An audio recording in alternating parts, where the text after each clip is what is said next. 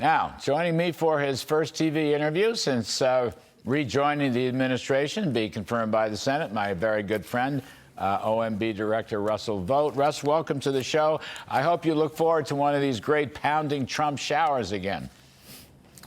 I do, Larry. Thanks for having me on. I think one of my most enduring memories from the first term is the care and the passion for which the president has for changing these policies to get back to common sense. So. Yeah. We were excited to see the news this morning as well. Yes, yes, indeed. So, Russ, there's a bunch of things, and thank you for this interview. We appreciate it very, very much. First up, all this carping and yelling and screaming at Elon Musk and so forth, all the guy wants, seems to me, is a fresh audit on all these federal programs and these federal agencies. There's nothing unconstitutional about it. I don't know what people are talking about. And I'm assuming that not only will this work, it'll save trillions of dollars, and he will be working with you at OMB to implement all this. Can you just tell us a bit about that? Absolutely. We have a great partnership. He's a patriot. We talk a lot. We stay in close coordination. He's doing what every business owner would do in the country, which is to get a handle on what their expenses. Every family does that. They get a handle on their expenses, what is discretionary, what is wasteful, and they take a stock of it. And what we are finding is that there's tremendous not only waste, but a lack of control in our federal agencies where money just goes out the door.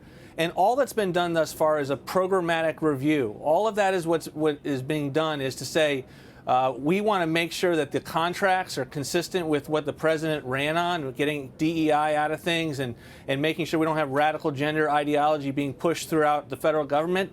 That is what this administration that DOGE is doing, and he is having a tremendous impact, and OMB is very excited about coming along beside him and making these cuts permanent in the long term. And look, I mean, he is uncovering fraud. I mean, I think that's important. He's not making new policy. I think he's saying you're supposed to go from A to B with this money flow, but it's not getting to B. It's going to all these little rivulets and sort of side roads, and that's not what the Congress intended. And that's the way I see it. Uncovering fraud should be a good thing.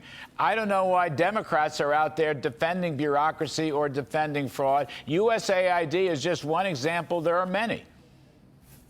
He is putting them in a position where they have to defend the indefensible. And all we're trying to do, DOGE and OMB at the behest of the president, is to get a handle on the waste, the inefficiency, the fraud, and quite frankly, the degree to which these agencies have been weaponized against the American people. And USAID is a perfect example of that in terms of wasting our taxpayer dollars to not only go and push ideologies that the host countries don't want, but to literally destabilize their foreign policy. That's just common sense. Why would we spend $1 on that money? And that's what we're going to see at each and every agency that we look and turn to get a handle on. And let me play some tape. This is a related subject.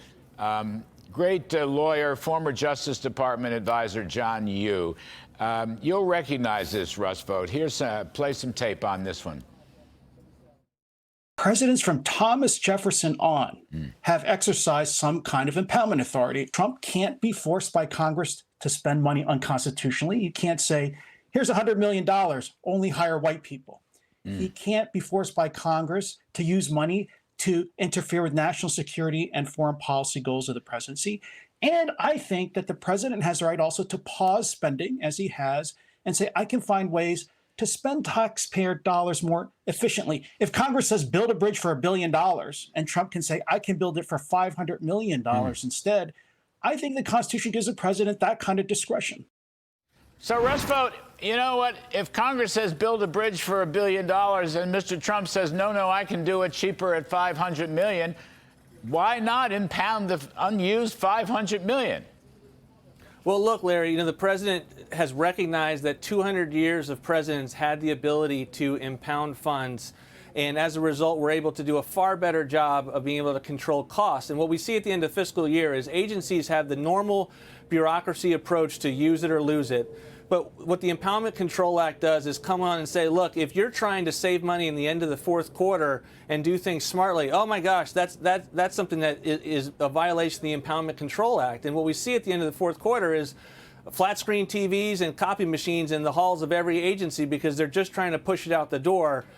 The president is well aware of the authority that other presidents have had, and he has put forward on the campaign trail ideas on that front. We don't have anything to announce today, but this is certainly something he's well aware of the power that should exist with the executive branch. So, Russ, you're going to put together, I take it, you're going to put together a new budget. It's going to have economic growth assumptions, and will it show balance at the end of a certain period of time? Well, you know that's the fiscal goal I often try to give the president options on. He made that really clear earlier in the week. We're just getting started with our fiscal year 26 budget process, so I don't have anything to announce on that front. But you know what the budgets that the president has put forward in the past. They got to balance. They had economic growth. They had common sense spending reductions to go after the bureaucracy so it's not weaponized against the country. And then it went after the welfare and getting people back to work, increasing labor force participation. Those are the types of things that were in past budgets, and that's what we're just getting started with compiling for the president. Work requirements, Russ, would that be in it? Those have certainly been in past budgets. We need to start that process and bring options to the president. And if you extend the tax cuts and you go to the new tax cuts, Trump 2.0 tax cuts, let's suppose over 10 years you can produce 3% economic growth, 3% GDP growth. The CBO, Congressional Budget Office, forever and ever says you can only do 1.8%. But the difference between 3% and 1.8% could be close to $3 trillion of added revenue. That's dynamic scoring. That's the Laffer curve. Can we fit that kind of thinking into the next budget? It's critical, Larry. We have to have dynamic growth. We have to have the tax policy the president ran on. That needs to be something that is part of balancing the budget. There's no other way to do it without that key component. And it's just common sense to do and reflect in a budget what is actually occurring in the real world, which is we're getting beyond kind of the static approach of the Biden administration and getting up to a higher Trump economic growth rate. So, Russ, today the president put out federal agencies to work with DOGE and find ways to cut the workforce. Also, before that, I guess about 65,000 people decided to retire and take a very handsome severance package, even though the courts seem to be interfering. What's your outlook? Can we make these RIFs? Can we shrink the federal workforce along with the regulatory burden?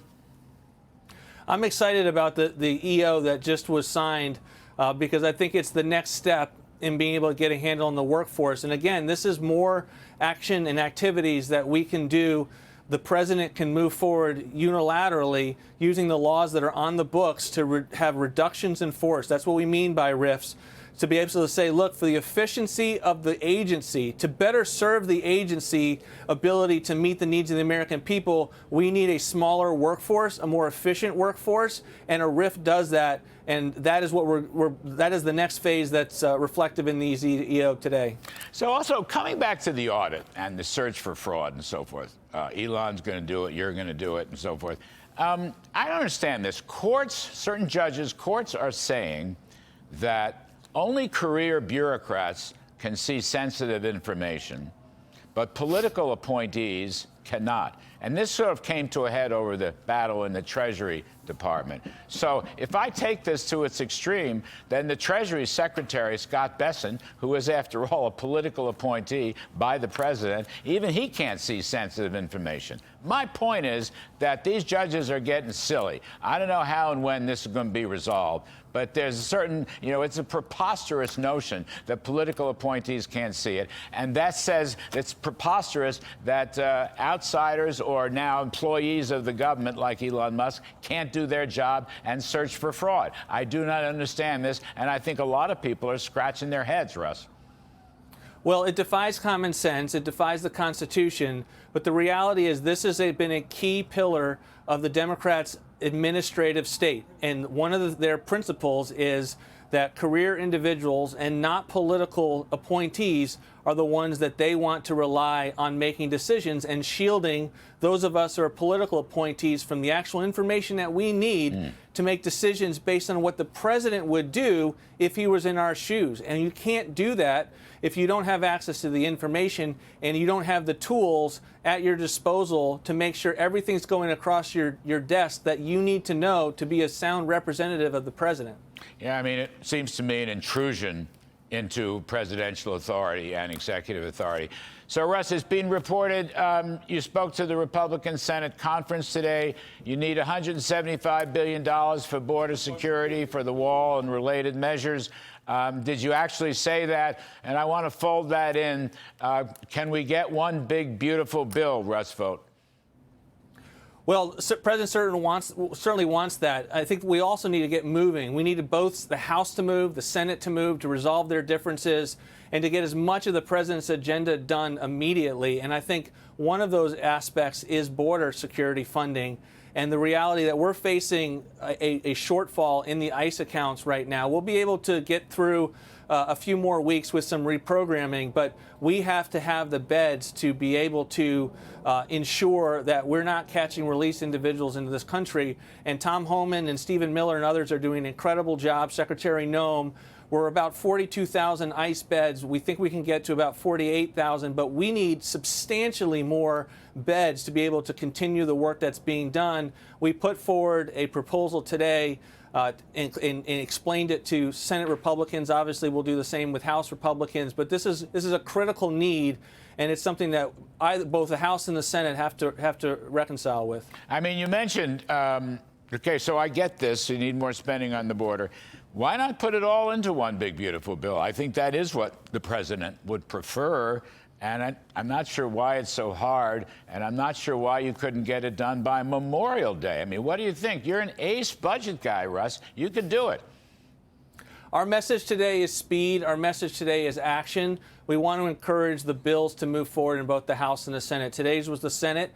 They have different versions of it, but our hope is that they move forward and that we get to the point where we can actually vote on bills, vote on the president's proposals, and get to the point where he can sign into law his agenda as soon as possible. All right. Well, Russ Vought, old friend, wish you all the best of luck.